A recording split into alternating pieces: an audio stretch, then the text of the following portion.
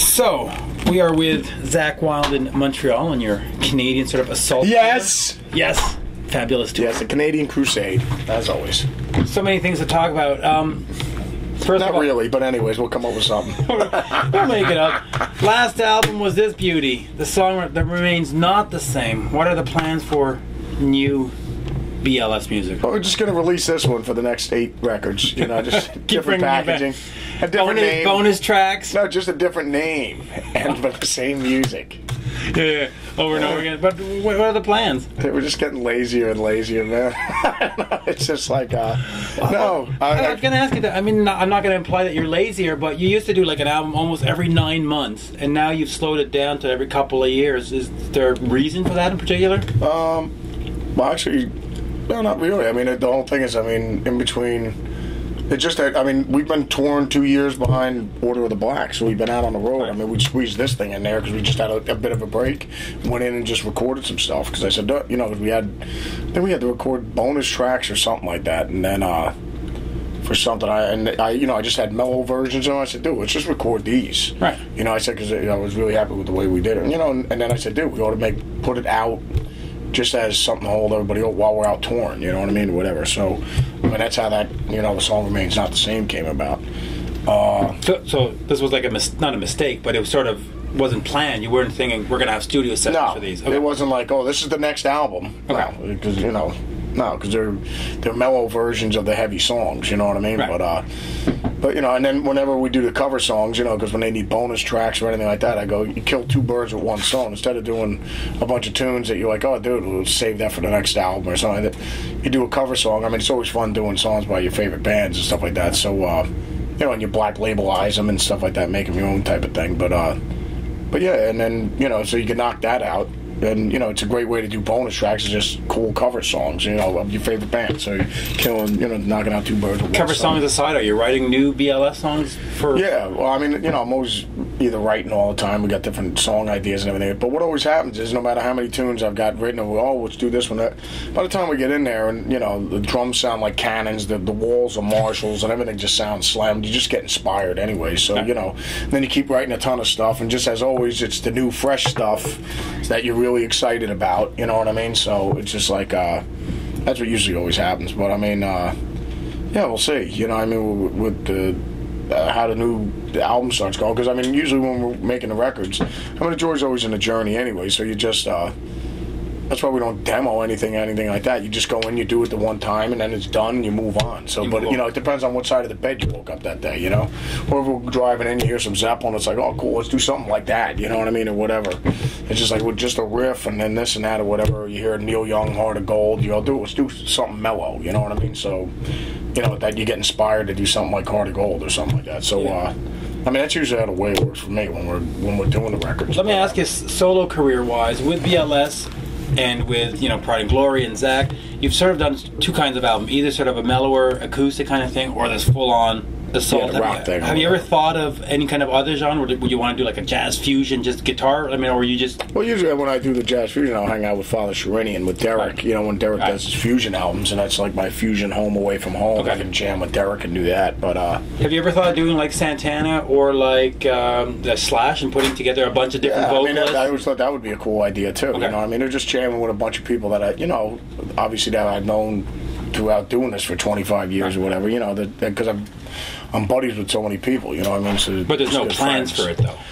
Well, you never know. I mean, I might, you know, but then it's a matter of arranging it and getting it together and getting everybody together and stuff like that. So, but yeah, I mean, that would always be a cool thing as well, you know. And everyone always keeps asking about the Pride and Glory thing. Are you guys ever going to knock out another one of those? Or, you know, so, I mean... Mr. Tishy's got his own little project going. Yeah, Brian, everybody's got stuff going on right now, you know. So, I mean, it's just like, just a matter of trying to squeeze 80 pounds of crap into a 2-pound leaking bag, you know what I mean? So, you know, you always run into that as well. But, I mean, like right now we're planning on doing, after we get done with the Canadian Crusade and the South American Crusade, we'll break for Christmas, and then we start doing the Unblackened thing, I think January 16th. Yeah, I was going to ask you about that. Is that back on the... It was supposed to be done in August, and then it got pushed back? Yeah, because, you know, trying to coordinate all the production stuff and everything like that, it wasn't happening. We couldn't get everything... Now, is it going to be part of the tour, or are you going to put together sort of a one-off and just sort of... No, it's just going to be a one-off right now, and just do the DVD, and then after that,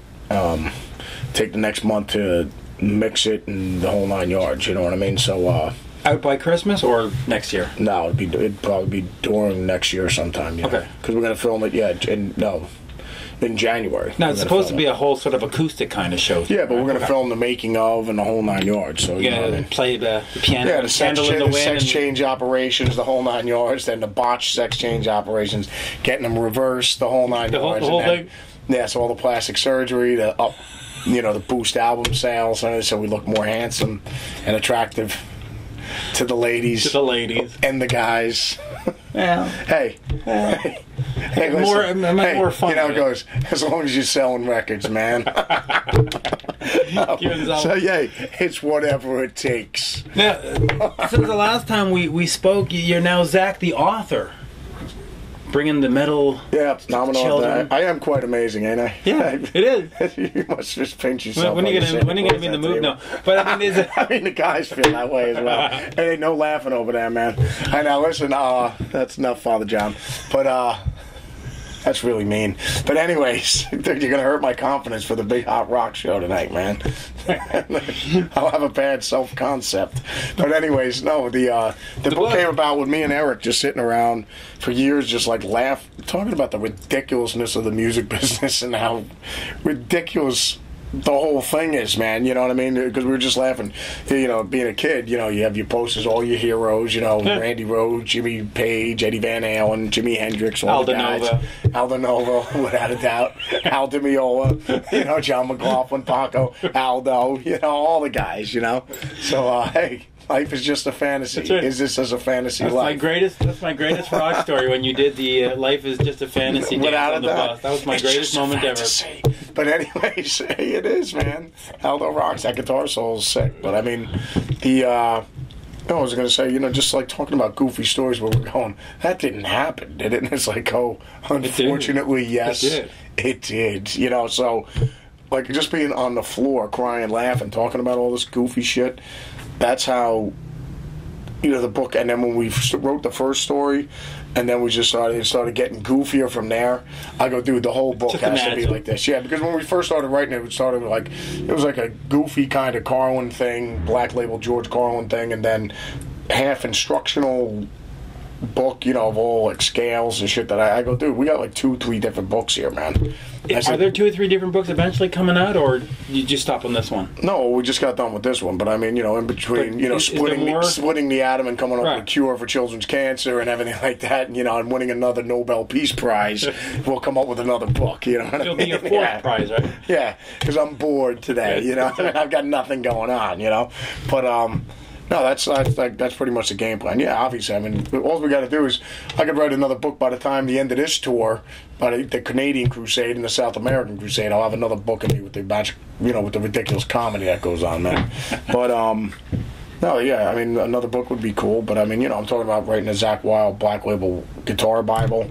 I mean, that's another thing. That's the other thing. I forgot. You've got a instructional DVD. And that we just released, with the cool people. My mind is completely blank. What's the name Guitar of it? Apprentice. Right. People at Guitar Apprentice. They approached me and said, Zakk, we're going to start doing these. We've had these instructional videos out, but we want to do it with guitar players. You know what I mean? So we were just talking about wanted to know if you'd be interested in it or whatever. I said, yeah, of course, man. You know what I mean? Is that hard for you, instructional videos? Because, you got to sort of break it down. It's not just natural, No, it's, I've done the instructional videos thing before, but I mean, which is always cool, which is always cool, though. I mean, you could break stuff down so people understand, how you put an engine together. And it's like how all the pieces connect. You know what I mean? It's like, oh, that's why that goes was there. it just one? So, I got a feeling that's a series of them. No, we could probably do another one, obviously. Okay. I mean, because what you got is a bunch of songs. Because people were just requesting what songs they wanted to hear on this one.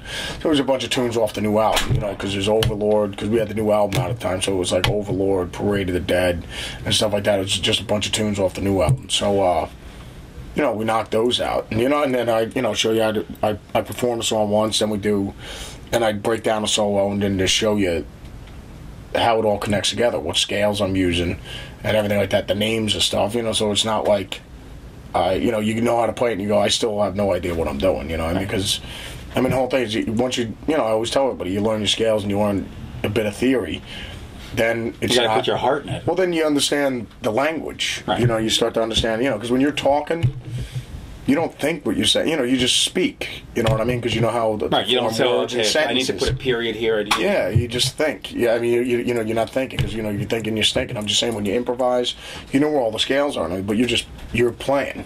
Right. You know what I mean? So, you know, like when a quarterback drops back to throw, he's playing. He's not sitting there. He's not going. Tomorrow, my team's going to beat your team. The Redskins are playing the Giants. So listen to this. You're about to throw. Okay, yeah, we're going to have to wrap this interview up in about 2 seconds. Anyway, and then after we wrap up this interview, we're going to wrap your head around a New York Giant helmet. All right. So, anyways, okay. A couple more things, and just before we wrap up, Pantera. Everybody keeps talking. You Pantera. You Pantera. Is there anything? Well, going no. on I mean, there? it's just. Like I said, I'm friends with all the guys. You know what I mean? And Phil called me up, you know, because Phil was out rolling with him on. They did that Metal Masters thing and all that stuff, and it was just like, you know, Phil does security with us. He came over, he said, yeah, Phil just wanted to say, hey, he wanted to give you a call. I said, yeah, tell Phil to call me whenever he wants, man. So I got on the phone with Phil, and I was just shooting the shit when he goes, yeah, Zakk, everyone thinks it's kind of rare. I said, Phil, I get along with everybody, dude. So, you know, whatever, man. I said, certainly would be killer if it no, but, ever you know, did happen. you said, no, Zakk, I just wanted, I wish Vinny, I could talk with Ben and this and that and yada, yada, yada. I said, well, dude, I said, just, you know, pour your heart out to him and talk to him, man. You know what I mean? Because, you know, I love Vinny and stuff. I just got done getting him an award when he was out in Vegas, the Vegas Rocks Awards, you know, for Lifetime Achievement, you know, legendary rock drummer and all that stuff, which he deservedly deserves, man, because, you know, they changed the game, man.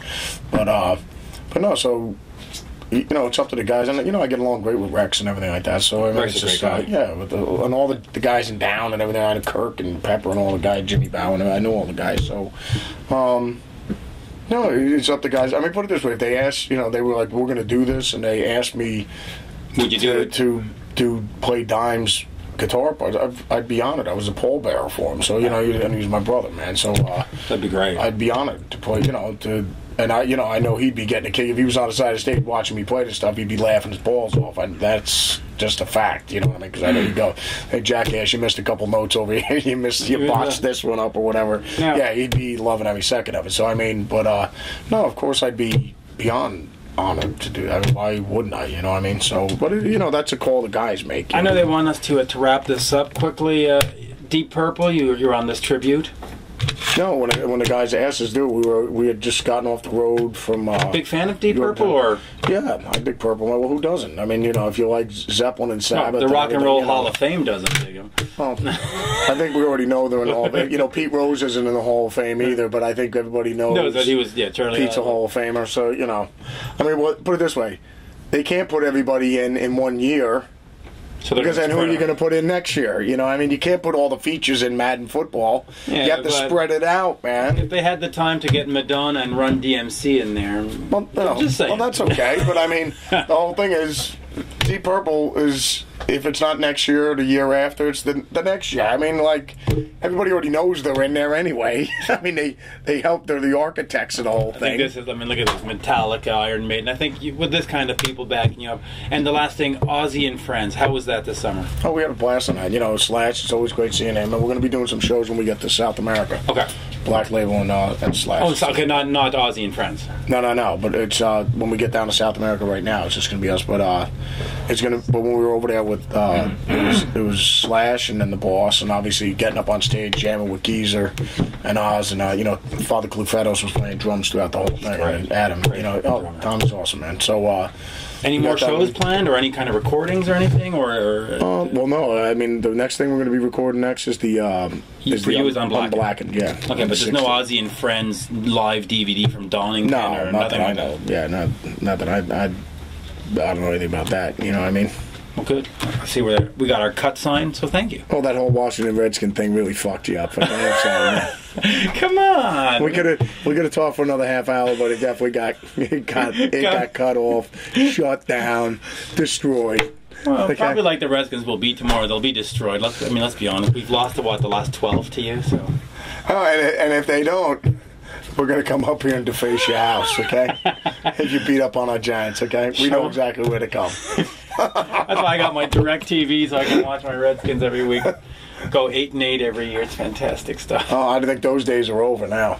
Well, RG3. You're RG3, and you're going to turn it around now. I hope. You got Mike Shanahan. I mean, you got all the ingredients to start winning. We got Schneider as the owner. I think he's great. Spends money. He spends money. How could you not like him? He wants to win.